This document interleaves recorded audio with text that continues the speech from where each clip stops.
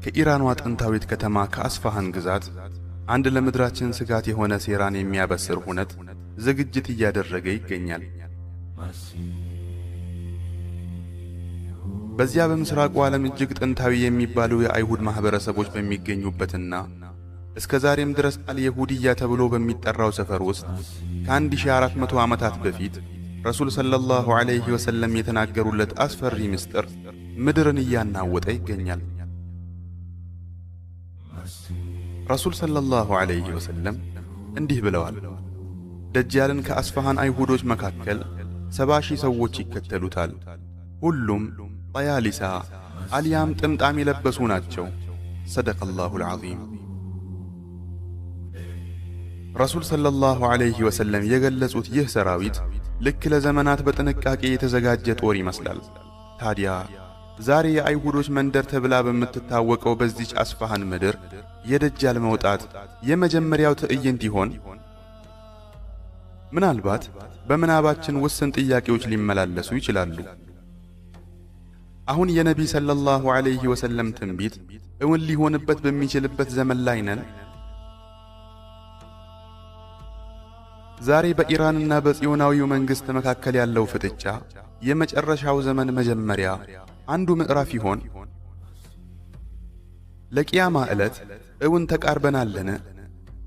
ለታላቁ የእርስ በርስ ፍልሚያ አልያም መልሐመቱል ኩብራ የሚደረገው የሰዓት ቆጠራ እውን ተጀምሮ ይሆን?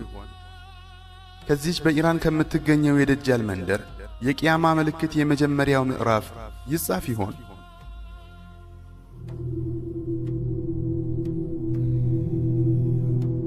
ክቡራን አድማጮች፣ በዚህ ልዩ ዘጋቢ መሰናዷችን በአስፋሃን የሚገኘውን የደጃል መንደርና ነቢይ ሰለላሁ ዐለይሂ ወሰለም በሐዲታቸው የጠቀሷቸውን 70,000 አይሁዶች ጉዳይ በጥንቃቄ እንዳስሳለን።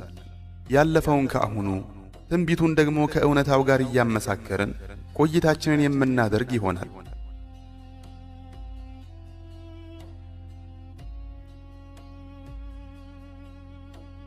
እስቲ ከመጀመሪያው እንጀምር።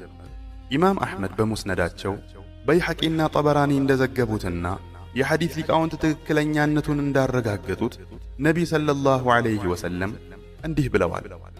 ከአስፋሃን አይሁዶች መካከል 70,000 ሰዎች ጠያሊሳ የለበሱ ሆነው ደጃልን ይከተሉታል። ይህ ሐዲት በጊዜው በቦታውና በዝርዝር ኩነቶቹ እጅግ አስገራሚ ነው። ነቢይ ሰለላሁ ዐለይሂ ወሰለም ይህ ድንቅ ጦር የሚነሳበትን ከተማ በውል ለይተው ነግረውናል።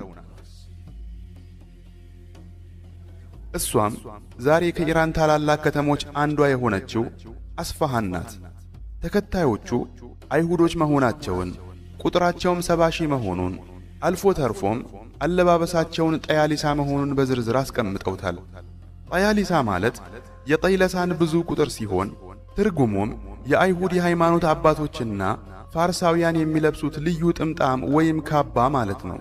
ይህም የእነሱ መለያና ልዩ ልብስ ነው።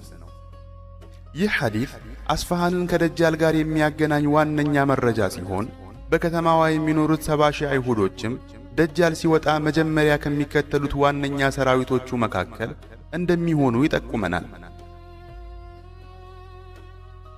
ስለሆነም የደጃል መንደር የሚባለው ቦታ የሱ መገኛ የትውልድ ስፍራ ሳይሆን በመጨረሻው ዘመን ከእርሱ ጋር አብረው የሚወጡት የቅርብ ተከታዮቹ የሚሰባሰቡባት ማዕከል ነው። ለመሆኑ እነዚህ ሰዎች እነማን ናቸው? የሚኖሩትስ የት ነው? በትንቢታዊ ዘገባው ላይ እንደተጠቀሰው ዛሬ በዚች ከተማ ውስጥ በገሃድ የሚታይ የአይሁድ ማህበረሰብ ይኖር ይሆን? መልሱ ባጭሩ አዎን አለ ነው። ከጥንት ጀምሮ በኢራን በተለይም በአስፋሃን ወይንም በአስባሃን ከተማ በርካታ ቁጥር ያላቸው አይሁዶች ይኖሩ ነበር። ታሪካዊ ሰነዶች እንደሚጠቁሙት በዚያ አካባቢ አይሁድ መኖር የጀመረው ከዒሳ ዐለይሂ ሰላም ልደት በፊት በስድስተኛው ክፍለ ዘመን ነው። ይህም የሆነው የፋርስ ንጉሥ ቂሮስ አይሁዶች ከባቢሎን ምርኮ ተመልሰው ወደ ኢየሩሳሌም እንዲገቡ በፈቀደላቸው ወቅት ሲሆን ብዙዎቹ ግን በዚያው በፋርስ ምድር በአስፋሃንና በሌሎች ከተሞች መቅረትንና መኖርን መረጡ። ጊዜያት እያለፉ ሲሄዱም መሐለተል የሁድያ አልያም የአይሁድ ሰፈር በመባል የሚታወቁ ሰፈሮች ተመሰረቱ። እንዲያውም እስከ ዛሬ ድረስ በከተማዋ ውስጥ በዚህ ስም የሚጠራ አካባቢ ይገኛል። አንዳንድ ዑለማዎች እንደሚሉት ይህ ሰፈር ነቢ ሰለላሁ ዐለይሂ ወሰለም በሐዲታቸው የጠቀሱት ቦታ ሲሆን ዛሬም በምህፃረ ቃል የደጃል መንደር ተብሎ ይጠራል። እስከ ዛሬ ድረስ ምንም እንኳ የሃይማኖትና የመዝሃብ ውጥረቶች ቢኖሩም በአስፋሃን ውስጥ የሚታይና ቁጥሩ ቀላል የማይባል የአይሁድ ማህበረሰብ ይገኛል።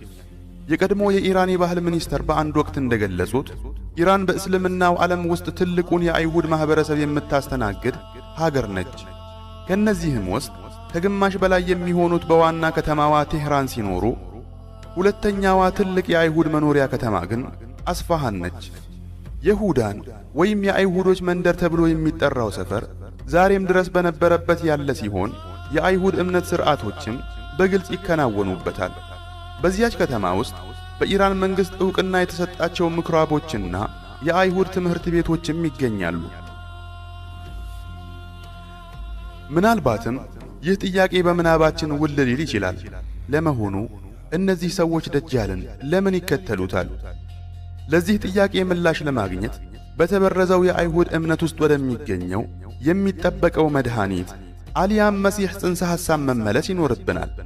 በአይሁድ እምነት ማሺያህ ወይንም መሲሕ የሚባለው አካል እንዲመጣ በከፍተኛ ጉጉት ይጠባበቃሉ። እንደነሱ እሳቤ ይህ አካል አይሁዶችን ከጭቆና ነፃ የሚያወጣ፣ ክብራቸውንና ግዛታቸውን የሚመልስ እንዲሁም ታላቅ መንግሥትን የሚያቆም ወታደራዊና ፖለቲካዊ መሪ ነው። ይህ ግን የራሳቸው ቅዠት እንጂ የመጽሐፋቸው ውጤት አይደለም። በርካታ ዑለማዎች እንደሚሉት በእስልምናው ዓለም መሲሑ ደጃል ተብሎ የሚታወቀው አካል ለአይሁዳውያኑ ግን ለዘመናት ሲጠብቁት የኖሩት ያ መድኃኒት ሆኖ ይቀርብላቸዋል። ስለሆነም ነቢይ ሰለላሁ ዐለይሂ ወሰለም እንደገለጹልን አይሁዶች እርሱን መከተላቸው፣ በእርሱ ማመናቸውና ከሰንደቅ ዓላማው ስር ሆነው መዋጋታቸው ግልጽ የሆነ ሐቅ ነው። ነገር ግን እዚህ ጋር ታሪኩ ይበልጥ ውስብስብ ይሆናል። ይህ ትንቢት ዛሬ በዐይናችን ከምናየው ተጨባጭ ሁኔታ ጋር እንዴት ሊጣጣም ይችላል? ኢራን ሌት ተቀን ለጽዮናዊ መንግሥት ሞት እያለች ትጮኻለች። እስራኤልንም ከምድረ ገጽ ለማጥፋት ትዝታለች። ታዲያ ይህ ፍጥጫ እውነተኛ ነው ወይስ በስተጀርባ ያልተገለጠ ምስጢራዊ ጥምረት አለ? ወይንስ ትንቢቱ የሚያወራው ስለ አሁኑ ፖለቲካዊ ሁኔታ ሳይሆን በአኺሩ ዘማን ስለሚከሰቱ ታላላቅ ለውጦች ነው? እነዚህ ሁሉ አሳሳቢ ጥያቄዎች መልስ ይሻሉ።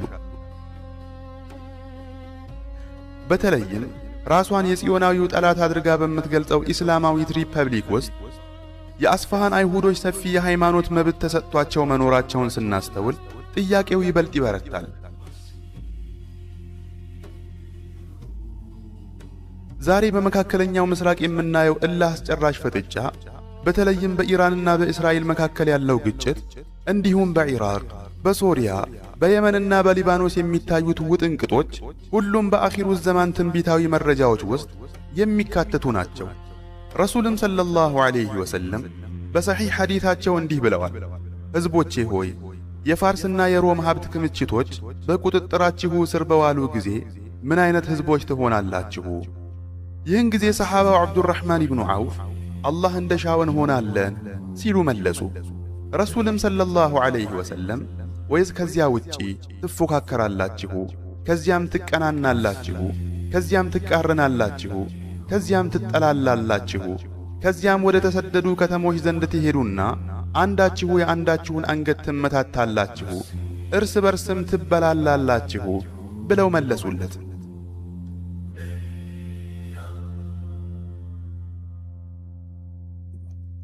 በሌላ በኩል ቡኻሪ እንደዘገቡት ኢብኑ ዑመር እንዲህ ይላሉ።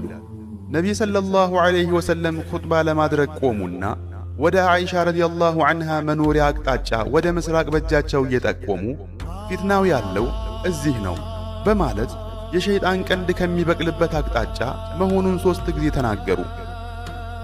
በሌላ ዘገባ ደግሞ ፊትናው የሚመጣው ከዚህ ነው ብለው ወደ ምስራቅ ካመላከቱ በኋላ አንዳችሁ የአንዳችሁን አንገት የምትመቱበት፣ እርስ በርስ የምትገዳደሉበት ጊዜ ይመጣል በማለት አስጠንቅቀዋል። ዛሬ በመካከለኛው ምስራቅ የምናያቸው ሀገራት በሙሉ በእሳት እየተለበለቡ ነው። ኢራቅ በዘርና በመዝሃብ ልዩነት ፊትናና በባዕዳን ጣልቃ ገብነት እየታመሰች ነው። በሶሪያ ምድር ደም አፋሳሽ ጦርነትና የዓለም ኃያላን ፍጥጫ ሰፍኗል። ኢራንና እስራኤል ወደማያልቅ ጦርነት አፋፍ ላይ ደርሰዋል። በባሕረ ሰላጤውና በየመንም ውጥረቱና ልዩነቱ እየተባባሰ ይገኛል። ምናልባት ደጃል እስካሁን በይፋ አልወጣ ይሆናል። ነገር ግን ምድር ለዚያ ታላቅ ፈተና እየተዘጋጀች ትመስላለች። አንዳንዶች እንደሚሉት የደጃል ተከታዮች ዝግጅታቸውን እየጨረሱ ነው። ሰራዊቱም ከመጋረጃው በስተጀርባ በዝምታ እየተሰለፈ ይገኛል። ዛሬ በኢራንና በእስራኤል መካከል የምናየው ማንኛውም ኩነት ወደፊት ለሚመጣው ከዚያ በላይ ለሆነ ታላቅ ክስተት መንገድ ጠራጊ እንጂ ሌላ ላይሆን ይችላል። ምናልባትም በስፋት የሚነገርለትና በቂያማ መቃረቢያ ላይ የሚደረገው ታላቁ ጦርነት አልያም አልመልሐመቱል ኩብራ ደርሶ ይሆን?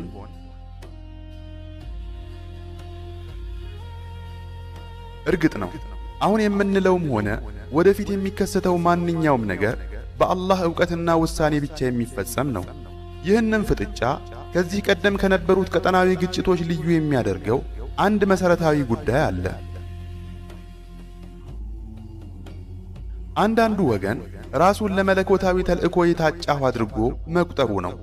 እስራኤላውያኑ የሚንቀሳቀሱት ለታላቅ መሪያቸው መሲሑ ደጃል መምጫ መንገድን ለመጥረግ እንደሆነ ያምናሉ።